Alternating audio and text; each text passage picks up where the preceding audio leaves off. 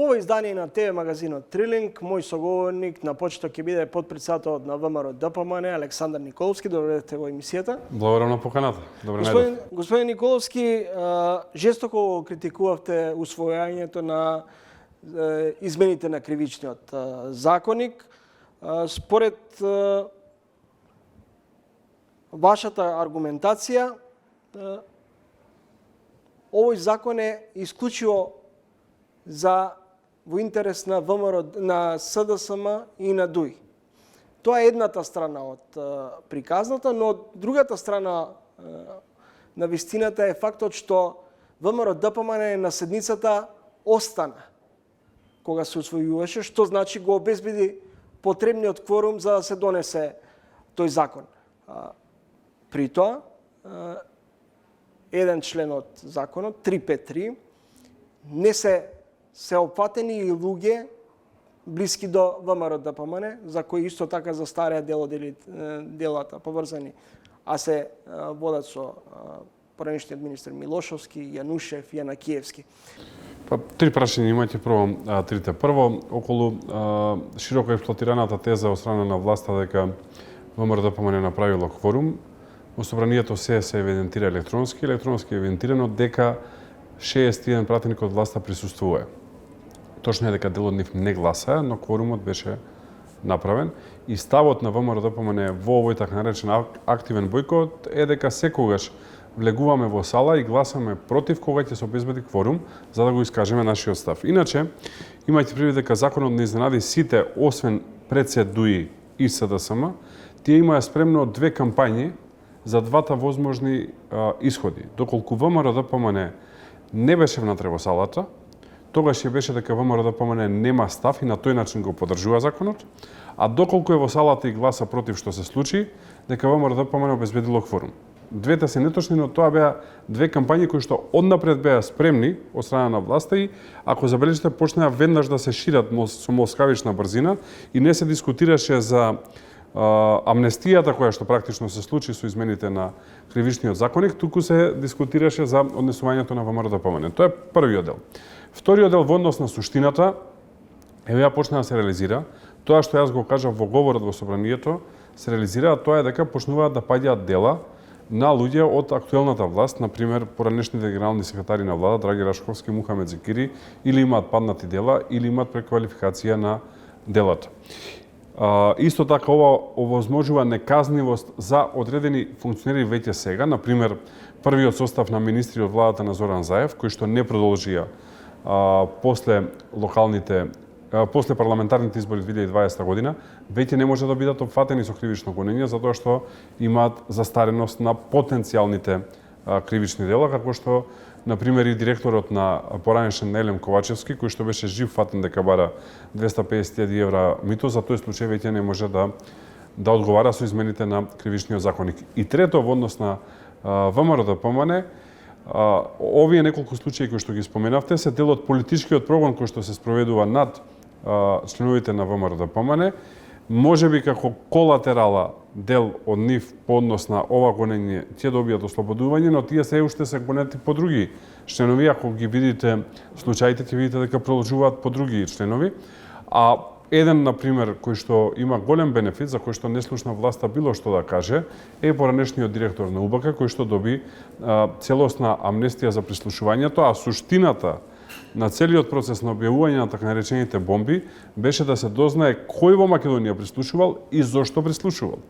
Кога го исклучувавме од партијата, јас лично кажав дека не треба да ја лажеме и замајуваме јавноста дека некакви си странски служби и жолти комбиња прислушувале, туку прислушувањето е внатре во УБК. Сега гледам дека актуелнава власт на ДУИ и СДСМ не сака да се открие вистината до крај и го амнестира и него му застаре прогонот и со тоа му заврши кривичното дело таму. И сега во моментов единствен против кој што се води судски процес за прислушување е личност која што е жртва на прислушувањето, а тоа е поранешната министерка за внатрешни работи. Така што ова многу кажува за тоа кој и каков дил има со ДУИ и со СДСМ, а всушност и оваа работа беше прославена со најскапата свадба во историјата на Македонија, за која што не слушнав збор да каже било кој од ДУИ од СДСМ. Ако прислушувањето се вршило исклучиво од УБК, дали директно признавате дека главниот во овој процес бил Сашо Мијалков? Па се јас не можам да признам или не, затоа што тоа требаше судот да го определи.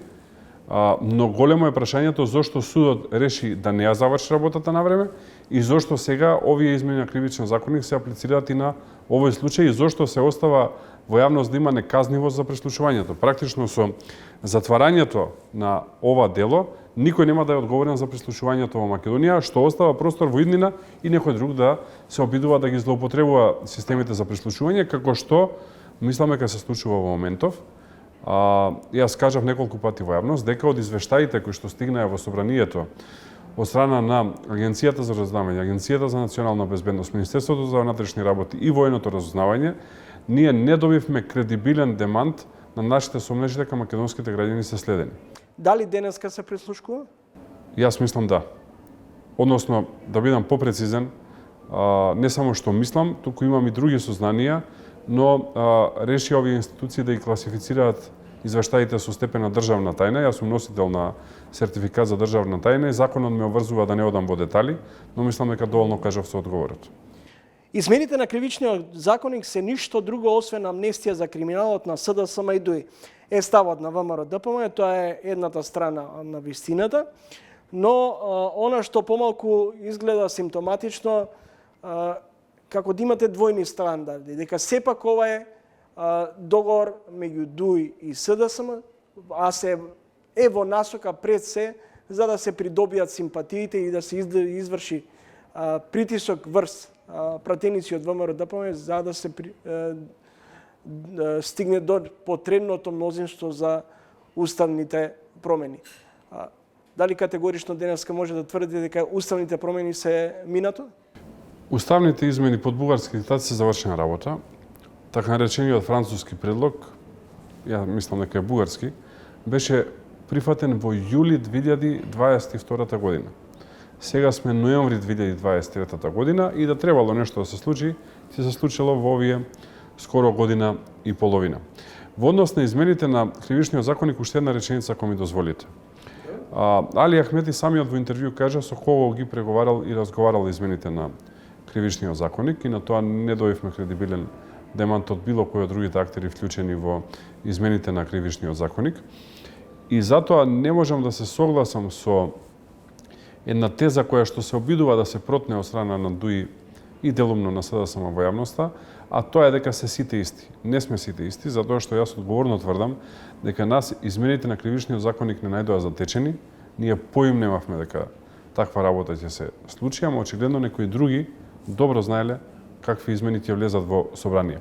А всушност велите дека сте биле затечени од измените на кривичниот законник, а при тоа претходно тврдевте дека со помош на екс-премиерот Груевски се направени и е еден од авторите на измените на кривичниот законник со објавувањето на тогашното фамозно УСБ. Тоа го тврдевме откако стигна измените на кривичниот законник во собрание.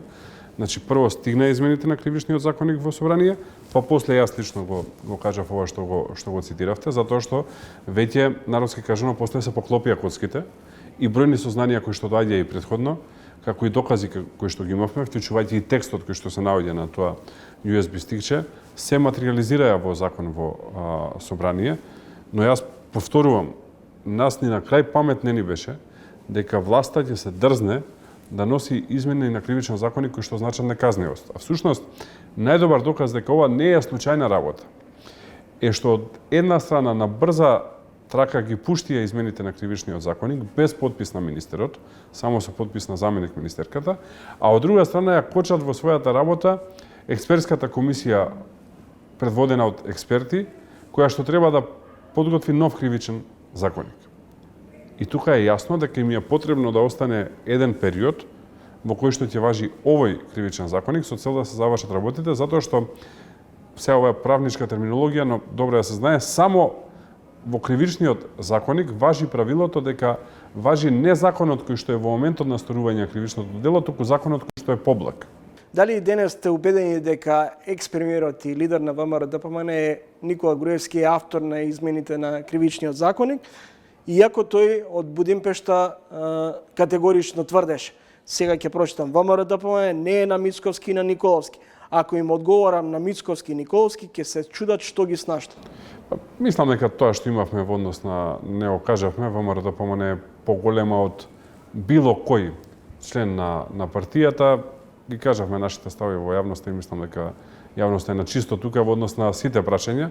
Дали тоа што преку НОК ја прекинавте конфронтацијата со екс-лидерот на ВМРО-ДПМН, всушност стравувате денеска од екс-премиерот? Не се работи за прекинување. Ние кажавме тоа што имавме да кажеме, расчистивме и тоа е тоа. Се нема правиме шпанска серија и сапуница од целата работа. Ги изнесовме нашите факти, ги презентиравме во јавност. ВМРО-ДПМН има еден силен механизам на прочистување внатрешно. Тој механизам повремено го користи, за разлика од другите политички партии во Македонија што никогаш тоа не го направиле. Ова раководство на ВМРО-ДПМН 2 пати прави прочистување на партијата, што е добар влез во прочистувањето што ќе правиме во државата после формирањето на владата. И тоа е тоа. Ако стоите позади нешто, го кажувате еднаш 2 пати, ги презентирате фактите во јавност и стоите позади нив. Доколку не стоите позади нешто, тоаш се дообјаснувате, давате други аргументи и така натака. Се што имавме да кажавме јасно, гласно, концизно и стоиме позади секој збор што сме го кажале. Ако велите дека сте направиле прочистување во партијата, дали тоа значи дека екс-премиерот Груевски е минато и дека за него е затворена вратата во Белата палата? Член на партијата може да си биде секако, но во однос на сите други активности тоа е завршена работа. Следите тренин гостин во емисијата подпредседателот на ВМРО-ДПМН Александар Николовски. Гордана Јанкуловска излезе од затвор. Екс-министерката за внатрешни успеа или ја издржа затворската казна. Дали може да се очекува, имајќи во предвид дека неодамна имаше средба со челникот на ВМРО-ДПМН, дали Јанкуловска може да биде повторно политичко-партиски активирана? Тоа веројатно зависи од незен, не знам кои се идните планови во животот и каде се гледа себе си. Можам да кажам две работи.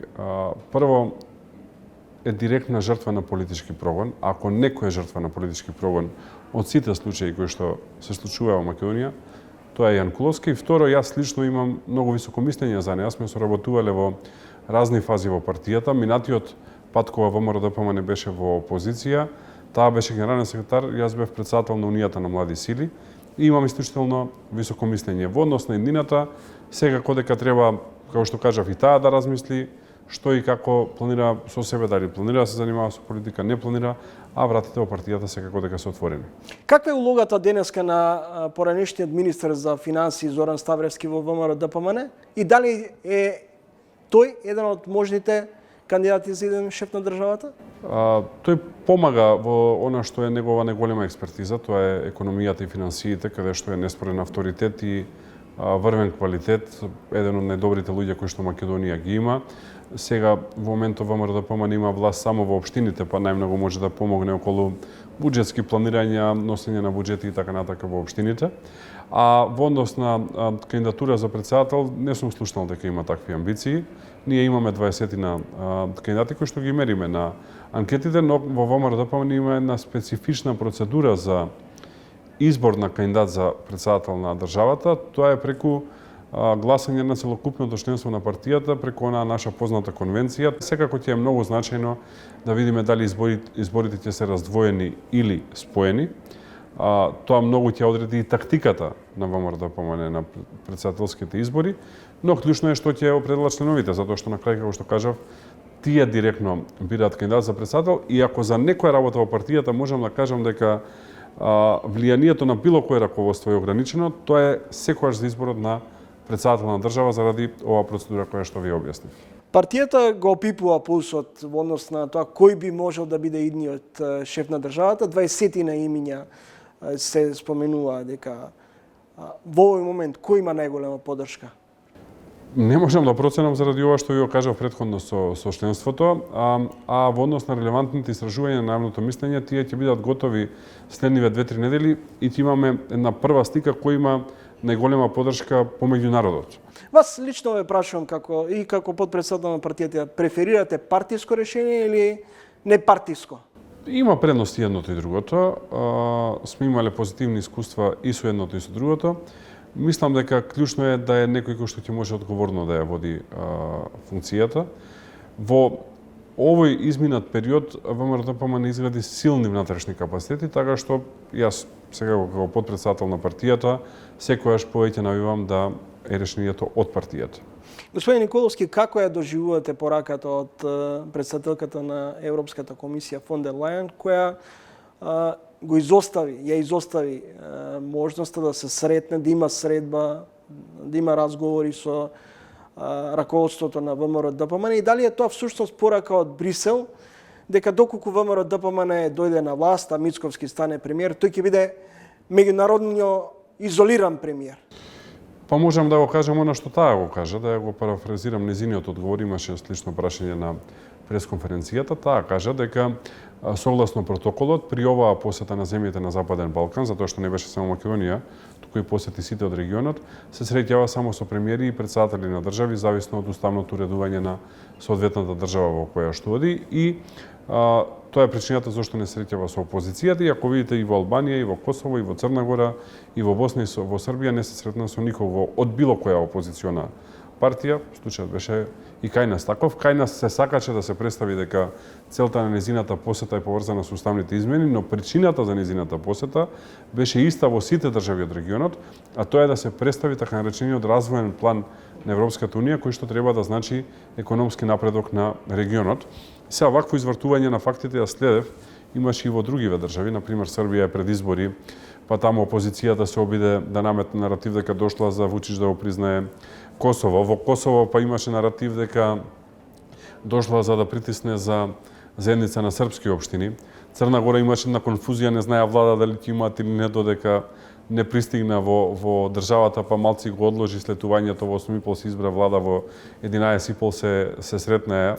Така што видов дека секаде се обиде некој на политичкиот спектрум да го искористи незиното доаѓање во своја корист, но во суштина незината порака во сите земји беше иста, дека причината зошто доаѓа е ништо друго освен представување на овој развоен план, што е огромна работа за регионот, зашто се работи за директни и индиректни инвестиции од 6 милиарди евра, кои што треба сме паметни, да имаме доволно капацитет, да ги искористиме, да ја развиеме економијата и да ја подобриме инфраструктурата и да добро се поврзиме помеѓу себе.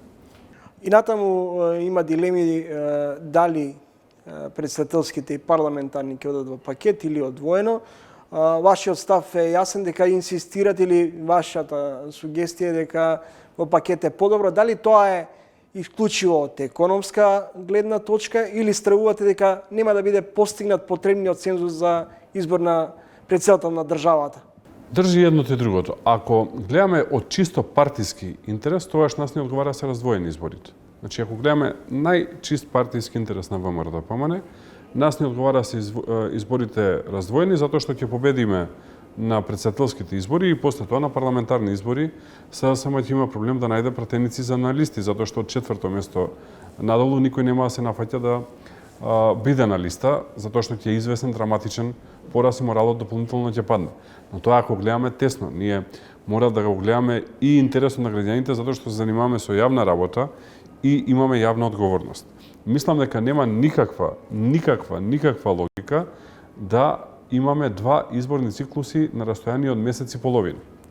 Два пати да се трошат пари за месец и половина. Тоа е прво. Второ, самиот споменавте, можно е да имаме и три изборни циклуси од причина што има веројатност председателските избори да не успеат. Тоа е заради големото иселување од Македонија. На последниот попис во Македонија активно население има 1.800.000, а на избирачки список има 1.820.000. При тоа во овие 1.800.000 се и децата до 18 години што немаат право на глас, а избирачкиот список е таков затоа што сите кои што имаат македонско државјанство имаат право да гласаат. И во такви услови да постигнете 40% излезност во втор круг со само двајца кандидати, кај што дел од населението и нема мотив да излезе на гласање, е голем ризик. Не велам невозможно, но е голем ризик. И тогаш да не ги споите председателските и парламентарните избори е ништо друго освен нерационално однесување. Секогаш во минатото, без разлика кој тип на избори, кога биле блиску избори во Македонија, се спојувале. Јас до денес не добив ни еден јасен став од страна на власта на СДСМ и на ДУИ, кој би бил аргументот за разделени избори? Немам слушнато до денес ни една работа која што би рекол да ова држи. За разлика од нашите јасни аргументи, а тоа е дека Македонија нема пари за дупли избори, Македонија нема економска сила 6 до 7 месеци да е замрзната државата, уште помалку има економска сила доколку не успеат претседателските избори да влезе во циклус на избори. Зошто? Затоа што доколку прво има претседателски, кои што се неуспешни, па има парламентарни, па има нови претседателски, кои што е прашање што ќе се случат. А веќе во 25-та година има редовни локални избори, тоаш Македонија влегува во циклус од година и пол на избори за избори, што мислам дека не може да ги издржи економијата која што е ранета, на која што влијае војната и во Украина и на Блискиот Исток, и која што е непредвидлива. Гледајте што бугарите направија сега со даноците за гасот, какво тоа влијание ќе има врз економијата на Македонија. Самиот премиер вели дека до 20% може да оди поскапувањето на струјата и на парното. И сега вие во такви услови следната зима да ја пречекате пак со избори за избори е несериозно однесување. Но не ми одговоривте на прашањето. Ке дојдете, можеби ќе добиете поддршката од граѓаните за да формирате влада. Како ќе се справите со проблемот околу неказнивост и владењето на правото? Според мене и според партијата, тоа е приоритет број 1. Ние економија можеме да развиваме, ќе развиваме, сме се покажале. Ама во моментов број 1 проблем на Македонија е криминалот и корупцијата, кој што заради ова што го споменавте правилно, неказнивоста веќе е спуштен на најниско можно ниво. Нема по-одговорна институција во држава каде што не се корумпирани од портир до директор или министер или премиер. И тука мора да се удри директно со цел работите да почнат да се враќаат во нормала. Ние сме спремни да ја направиме оваа работа и ќе ја направиме оваа работа. Имам два аргументи досегашни. Прво е прошествувањето внатре во партијата и второ е работата на градоначалниците, каде што до денес со сите репресивни мерки и институции кои што ги има власта, нема ни една афера за било кој од 42 градоначалници на ВМРО-ДПМН, да не зборувам судски процес или обвинени. И на крајот, дали ќе го прифатите досегашниот модел на своевидно непишено правило, победник со победник на следните парламентарни избори? Тоа не важи, а ако, да бидам подиректен од вас, мислите дали ќе правиме со ДУИ влада, нема да правиме со ДУИ влада. Со кого ќе би коалицирале? Прво се надевам дека граѓаните ќе се доволно свесни да ни дадат самостоен мандат, да имаме 61 пратеник и мнозинство во собранието, да не сме никого уценувани. Заради реалноста во Македонија сме спремни и во такви услови да разговараме со партнери кои што би ја прифатиле нашата програма. Предност има ова што е сега албанска опозиција. Ви благодарам за гостувањето во емисијата. Благодарам, беше задоволство како и секогаш.